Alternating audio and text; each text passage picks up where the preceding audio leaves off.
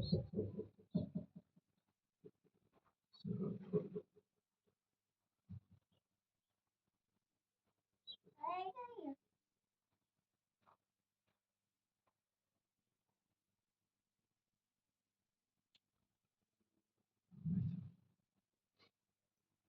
حول ولا قوة إلا بالله العلي العظيم. أعوذ بالله من الشيطان الرجيم. بسم الله الرحمن الرحيم. الحمد لله الذي ذكره شرف للذاكرين وشكره فوز للشاكرين وطاعته نجاة للمتقين. ثم الصلاة والسلام على أشرف الأنبياء والمرسلين الذي كان نبيا وآدم بين الماء والطين، الذي سمي في السماء بأحمد وفي الأرض بأبي القاسم محمد. اللهم صل على محمد وآل محمد.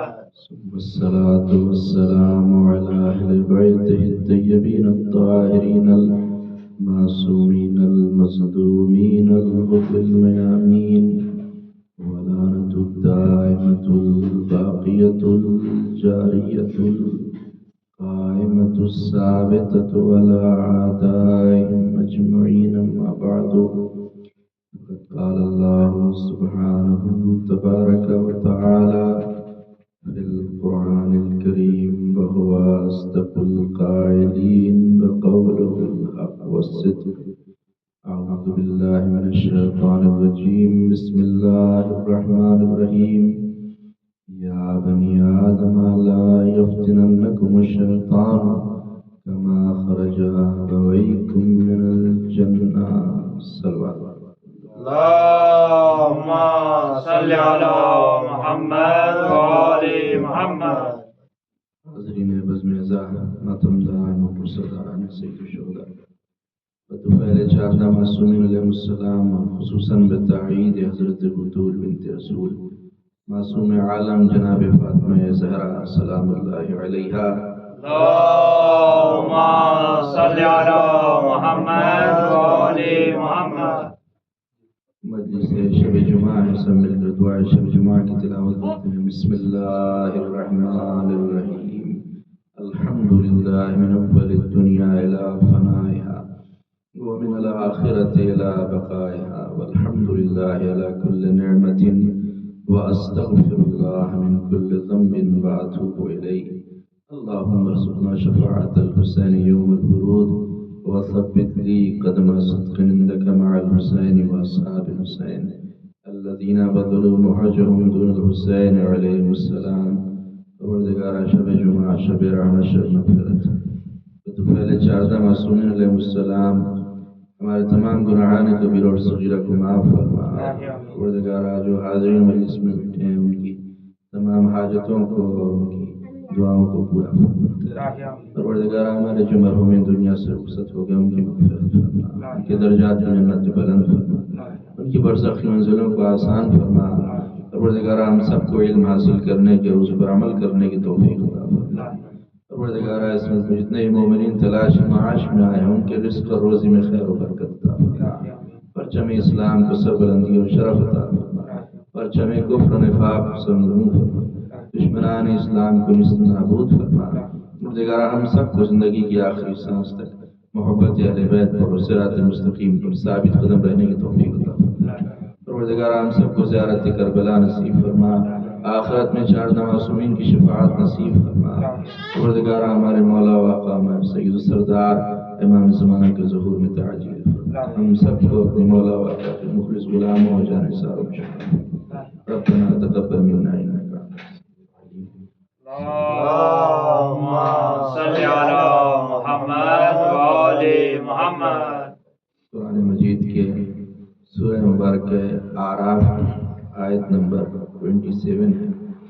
یہ جس آیت میں پروردگار عالم انسانوں کو وارن کر رہا ہے اور انسانوں کو آگاہ اور ہوشیار کر رہا ہے اور فرما رہا یا بنی آدم لا یفتننکم الشیطان کما اخرج ابویکم من الجنہ، اے آدم کی اولادوں کہیں ایسا نہ ہو کہ شیطان تمہیں مکر و فریب میں ڈال دے، شیطان تمہیں گمراہ کر دے، کما اخرج ابویکم من الجنہ، جس طرح سے اس نے تمہارے ماں اور باپ کو جنت سے باہر نکلوا دیا، اسی طرح سے جس طرح یہ عادت آدم و حوا ہے کہ جو ہم سب کی ماں اور باپ ان کے لیے قرآن کہہ رہا ہے کہ ان کو شیطان نے وسوسہ پیدا کیا کہ یہ درخت ممنوع کے پھل کو کھا لیں اور پھر جنت سے ان کو باہر نکال دیا گیا۔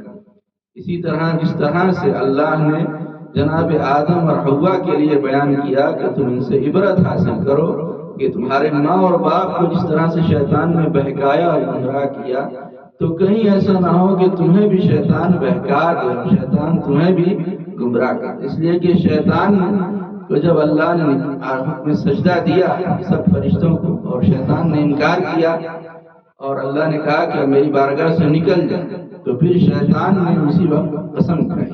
اس کو بھی اللہ نے سورہ صاد کی آیت نمبر 2 میں فرمایا قالا فَبِعِزَّتِكَ لَأُغْوِيَنَّهُمْ أَجْمَعِينَ، اے پروردگار تیری عزت اور جلال کی قسم کہ میں ضرور بھی ضرور سب کو بہکاؤں گا، سب کو، لام یہاں پر لام تاکید ہے، لَأُغْوِيَنَّهُمْ یعنی بالتحقیق اور بالضرور میں سب کو بہکاؤں گا، سب کو گمراہ کروں گا۔ اور اسی لیے آج شیطان ہر ایک اولاد آدم کو بہکا رہا ہے، ہر ایک اولاد آدم کو گمراہ کر رہا ہے اور صراط مستقیم پر سے ہٹا رہا ہے، اس لیے کہ شیطان نے قسم کھائی کہ میں سب کو بہکاؤں گا، تو وہ اپنی قسم کو پورا کر رہا ہے۔ تو کوئی انسان یہ نہیں کہہ سکتا کہ شیطان مجھے بہکا نہیں سکتا، کوئی کہہ سکتا ہے دنیا میں؟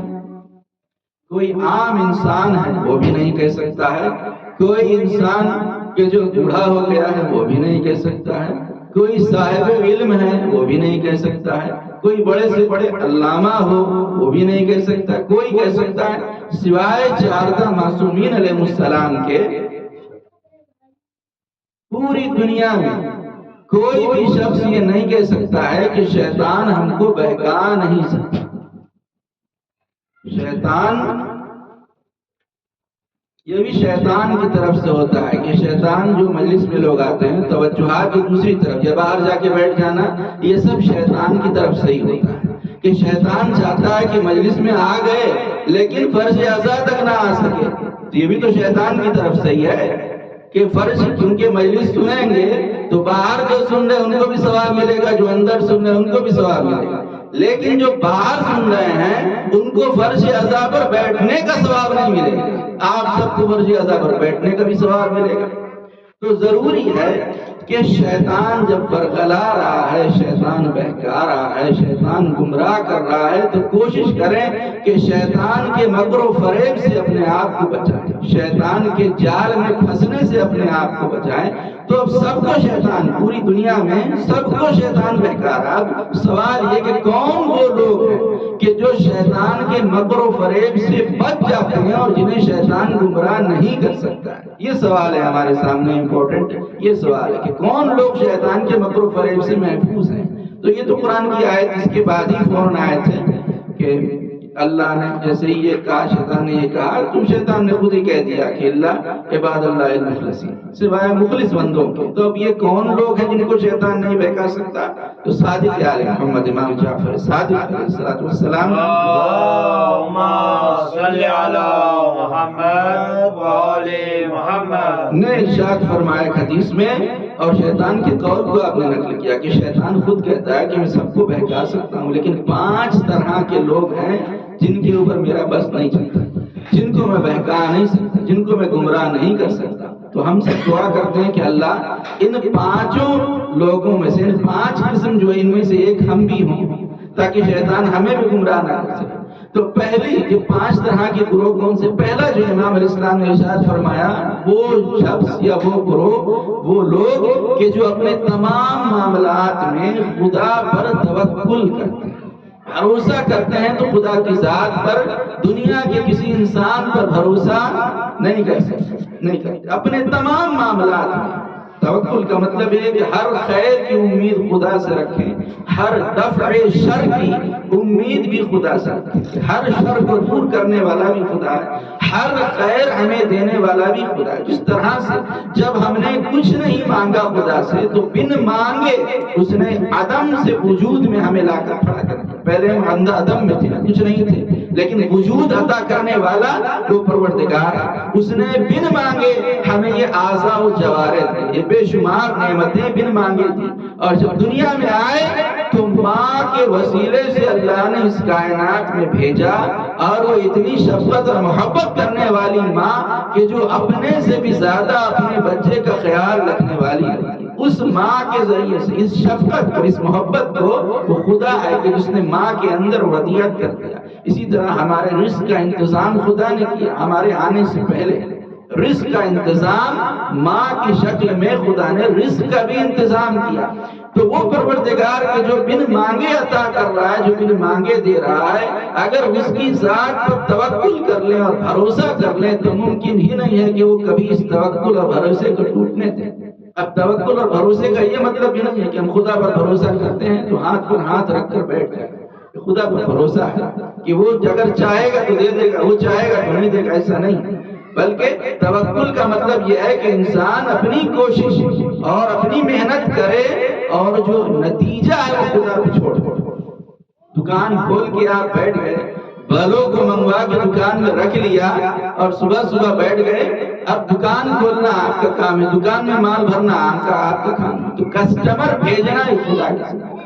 اب رزق عطا کرنا یہ خدا کے اوپر ہے، لہذا اس لیے اللہ نے خود قرآن مجید میں کہا کہ وَمَن يَتَوَكَّلْ عَلَى اللَّهِ فَهُوَ حَسْبُهُ، جو شخص خدا پہ توکل کرتا ہے وہ اس کے لیے کافی ہے۔ اگر خدا پر توکل کر لیا تو خدا کی ذات کافی ہے ہر مشکل سے نکالنے کے لیے، اور ہر خیر اور بھلائی عطا کرنے کے لیے خدا کی ذات کافی ہے۔ لہذا توکل کا مطلب یہی ہے کہ انسان خود اپنی محنت اور کوشش کر لے اور اس کے بعد نتیجہ خدا پر چھوڑ دے کہ خدا جو چاہتا ہے وہ میرے سلسلے میں کرے گا۔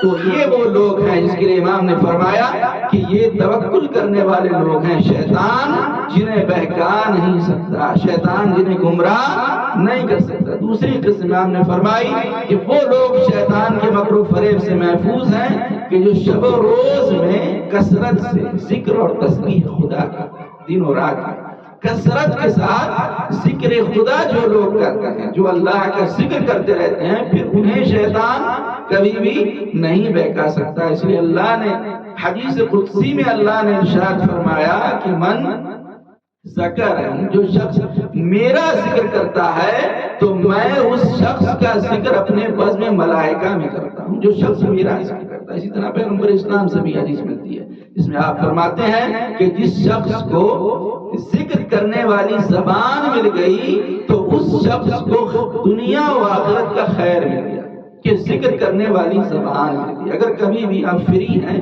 اور کوئی کام نہیں ہے تو بہترین چیز ہے کہ اپنی زبان کو ذکر خدا سے خالی نہ رکھیں، ذکر خدا اپنی زبان کے اوپر جاری و ساری رکھیں۔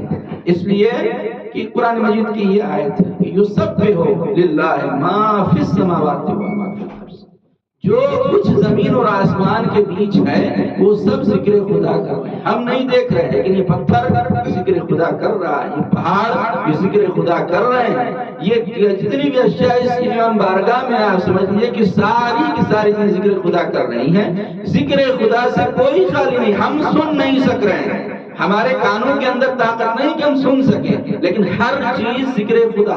اسی طرح ایک حدیث صادق علیہ محمد امام جعفر صادق علیہ السلام اللہم صلی علی محمد و آل محمد سے ملتی، امام فرماتے ہیں کہ جب کپڑا نجس ہو جائے، جب ہمارا لباس جو نجس ہو جائے، میں نے فرمایا جتنا جلدی ہو سکے اس کو پاک کر دو، اس لیے کہ جب لباس نجس ہو جاتا ہے تو وہ جو تسبیح کر رہا ہے وہ تسبیح ٹوٹ جاتی ہے، وہ ذکر خدا ٹوٹ گیا جب لباس نجس ہو گیا۔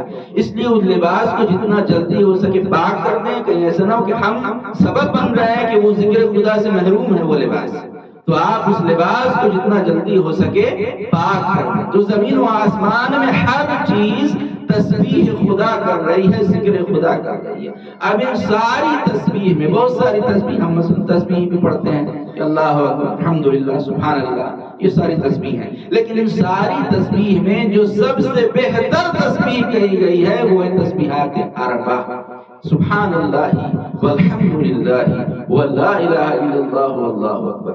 یہ تسبیح ساری تسبیحوں میں سب سے افضل قرار دیا گیا ہے اس تسبیح کو، کہ اگر آپ کے پاس وقت ہے جب بھی تو اس تسبیح کا ورد کرتے ہیں. پیغمبر اسلام کے لیے ملتا ہے کہ جب ہم معراج پر گئے، معراج پر جب پیغمبر اسلام سفر معراج پر گئے، جنت اور جہنم دونوں کو آپ نے مشاہدہ کیا اور نظارہ دیکھا جنت کا.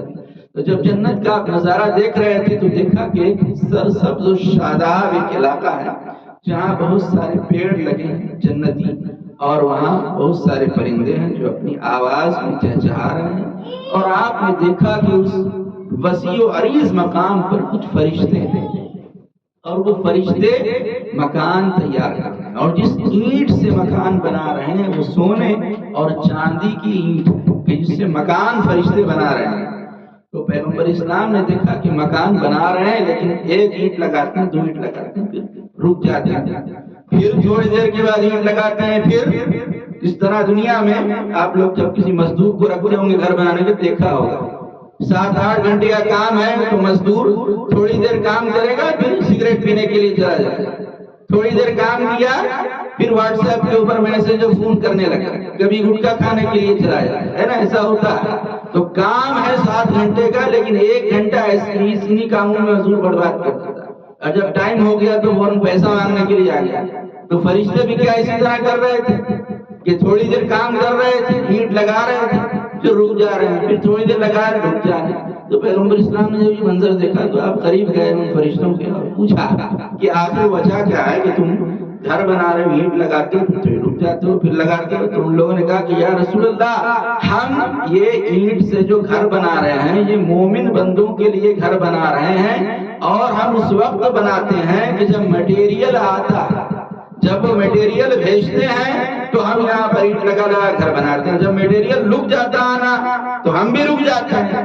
تو پیغمبر اسلام نے پوچھا کہ میٹیریل کیا ہے جس سے تم گھر یہ بنا رہے ہو سونے چاندی کی اینٹ سے؟ تو فرشتوں نے کہا کہ جب دنیا میں اللہ کا کوئی بندہ کہتا ہے سبحان اللہ والحمدللہ ولا الہ الا اللہ واللہ اکبر، تو ہمارے پاس سامان آ جاتا ہے اور ہم گھر بنانے لگتے ہیں. لیکن جب وہ رک جاتے ہیں تو ہمارے پاس سامان ختم ہو جاتا ہے، اس لیے ہم بھی رک جاتے ہیں. تو آپ نے دیکھا کہ تسبیحات اربع کا کیا مرتبہ ہے.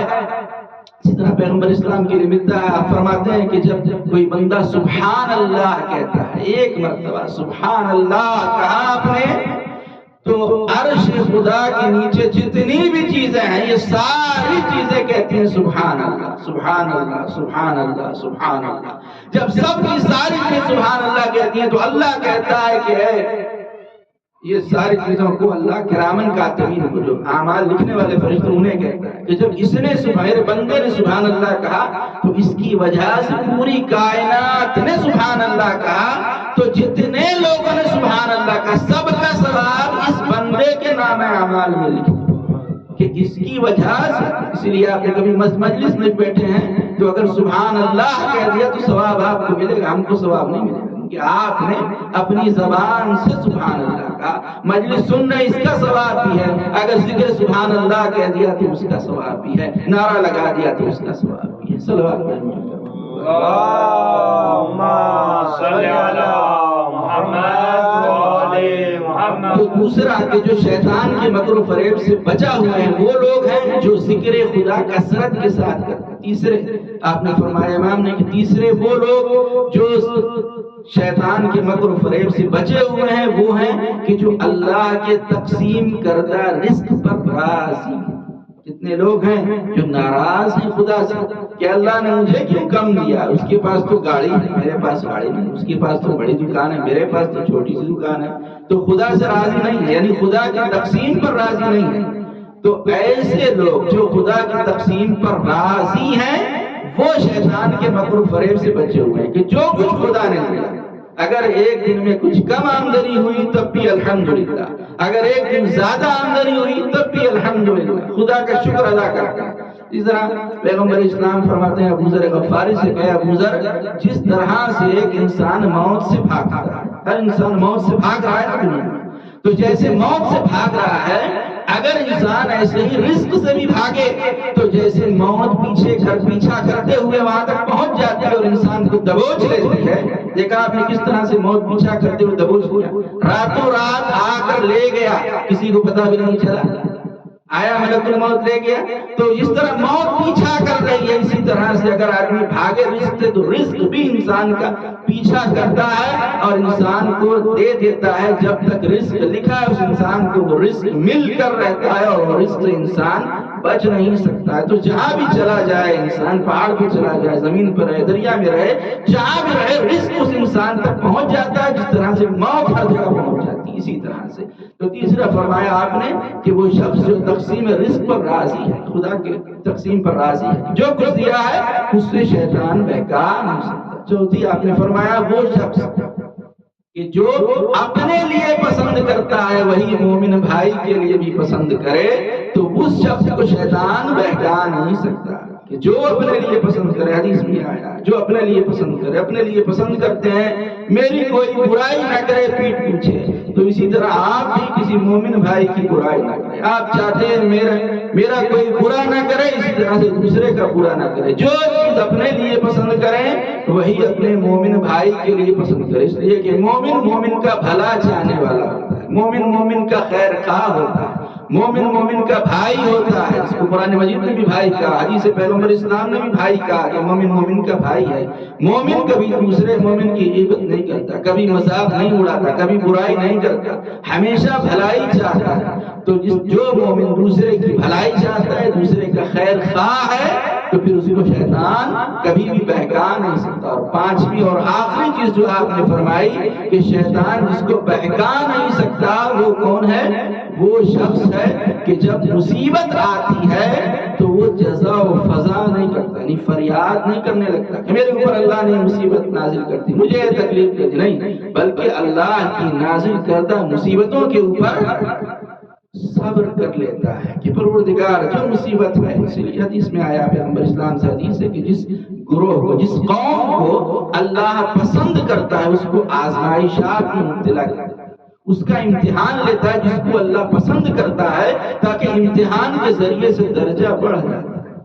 تو اگر پریشانیاں ہیں، اگر مصیبتیں ہیں تو صبر کر لیں، اس لیے کہ صبر کرنے سے مومن کے درجات میں اضافہ ہوتا ہے۔ ہماری مصیبتیں تو بڑی چھوٹی ہیں، بہت اونچی ہیں، بہت ہی چھوٹی ہیں اور بہت ہی قلیل ہیں۔ تصور کریں ان لوگوں پر، کربلا والوں پر کیسی مصیبتیں آئیں، کیا امتحان اللہ نے لیا ہے۔ ایک شریف انسان کے لیے اپنی جان دینا آسان ہے، لیکن شریف لوگوں کے لیے اپنی ماں اور بہنوں کا پردہ دینا یہ بڑا امتحان تھا۔ کربلا کے میدان میں امام حسین کا کہ اپنی ہی جان نہیں دی بلکہ اپنی بہنوں اور اپنی بیٹیوں کے پردے کو بھی مولا نے دے دیا۔ عزاداران مظلوم کربلا، مسلسل آپ رو رہے ہیں، مسلسل آپ گریہ و بکا کر رہے ہیں اور اہل بیت کو پرسہ دے رہے ہیں۔ جزاکم اللہ خیر الجزا، اللہ اس کا اجر عظیم آپ سب کو عطا فرمائے۔ یہ ایام وہ ہیں کہ جب اہل بیت اسیری کے عالم میں ہیں۔ تاریخ میں ملتا ہے کہ جب یہ اہل حرم کا قافلہ، لوٹا ہوا قافلہ جب کوفے میں پہنچا ہے تو کوفے میں ایک چاہنے والا مولا کا تھا، مسلم جساس، وہ معماروں سے گھر کی تعمیر کرا رہا تھا۔ مزدور کام کر رہے تھے کہ اتنے میں مزدوروں نے کہا کہ مسلم ہمیں کسی کی فریاد و فغاں کی آواز آ رہی ہے اور ایسا لگ رہا ہے کہ کچھ چھوٹے چھوٹے بچے ہیں جو فریاد کر رہے ہیں، رو رہے ہیں، گریہ کر رہے ہیں۔ مسلم نے کہا تم سب کام کرو، میں جا کر دیکھتا ہوں یہ کیسا قافلہ ہے۔ بس ایک مرتبہ مسلم چلا اور جب بازار کوفہ میں پہنچا تو عجب منظر دیکھا کہ کچھ سر ہیں جو نو کے نیزہ پہ بلند ہیں اور ان سروں کے پیچھے کچھ بیویاں ہیں جن کے سروں پر چادر نہیں ہے اور ان کی گود میں کچھ یتیم بچے ہیں جو العطش کی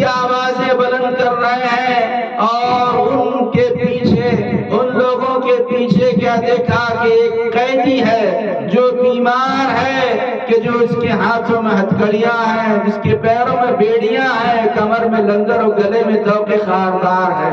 مسلم نے جب غور سے سنا تو کیا دیکھا کہ ان سروں سے قرآن کی تلاوت کی آواز آ رہی ہے۔ بس مسلم ایک مرتبہ خولی کے پاس گیا اور جا کر کہتا ہے یہ کیسا قافلہ ہے، یہ کون لوگ ہیں جو قیدی بنا کر لے جائے جا رہے ہیں؟ خولی نے کہا ہمیں یہاں رکنے کی اجازت نہیں ہے، جو پیچھے قیدی آ رہا ہے اس سے پوچھ لینا جس کے ہاتھ میں اونٹ کی مہار ہے۔ بس مسلم رک گیا اور قافلہ گزرنے لگا۔ کافی دیر تک جب قافلہ گزر کے گیا تو کیا دیکھتا ہے کہ ایک قیدی اور ایک بیمار ہے جو پیچھے پیچھے آ رہا ہے، جس کے ہاتھ میں اونٹ کی مہار ہے۔ مسلم آگے بڑھا اور آگے بڑھ کر کہتا ہے آپ کون ہیں؟ اپنے حسب و نسب سے آگاہ کیجیے، آپ کا تعارف کیا ہے، آپ کہاں کے رہنے والے ہیں؟ بس جیسے ہی اس بیمار نے سنا تو کہا مسلم ہمارے ساتھ زیادہ دیر بات نہ کرنا، اس لیے کہ ہمیں کسی سے بات کرنے کی بھی اجازت نہیں ہے، شمر ہمیں تازیانے مارتا ہے۔ مسلم کہتا نہیں صرف اپنا نام بتا دیجئے کہ آپ کا نام کیا ہے۔ ایک مرتبہ زنجیروں کو سنبھال کر سر کو اٹھایا، کہا انا علی ابن الحسین ابن فاطمہ، میں فاطمہ کے بیٹے حسین کا بیٹا علی ابن الحسین ہوں۔ بس جیسے ہی مسلم نے سنا تو کہا کون؟ جو رسول کے نواسے حسین ہے؟ امام نے کہا ہاں میں رسول اللہ کے نواسے حسین کا بیٹا ہوں۔ بس جیسے ہی مسلم نے سنا کہ یہ علی ابن الحسین ہے، پوچھتا ہے کہ آپ ہی زین العابدین ہیں؟ امام نے فرمایا ہاں میں تیرا امام زین العابدین ہوں۔ بس امام کا نام سنا، جانے والا ایک چیخ مارا اور چیخ مار کر بے ہوش ہو کے زمین پہ گر پڑا۔ جب ہوش آیا امام کے ہاتھوں کا بوسہ لیا اور کہا مولا مجھے معاف کیجئے، شہر کی ناکہ بندی ہو گئی تھی اس لیے میں کربلا نہ آ سکا۔ اے آقا اگر کوئی حکم ہے تو مجھے دیجئے، میں آپ کی کوئی خدمت کروں۔ ایک مرتبہ بیمار امام نے فرمایا مسلم اگر ہو سکے تو کچھ چادریں لا دے اور چادروں کا انتظام کر دے۔ ایک مرتبہ جانے والا تھا، کہنے لگا مولا چادریں لے کر کیا کریں گے؟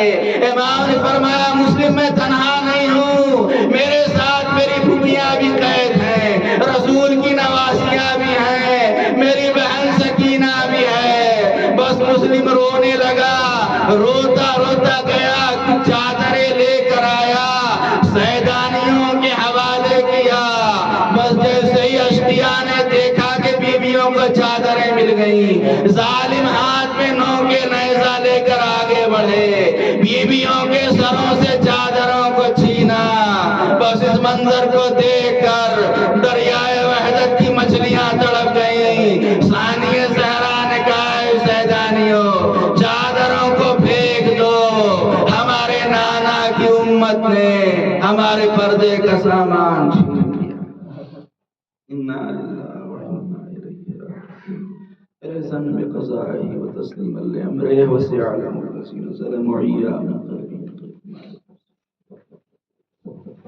یا حسین یا حسین یا حسین یا حسین یا حسین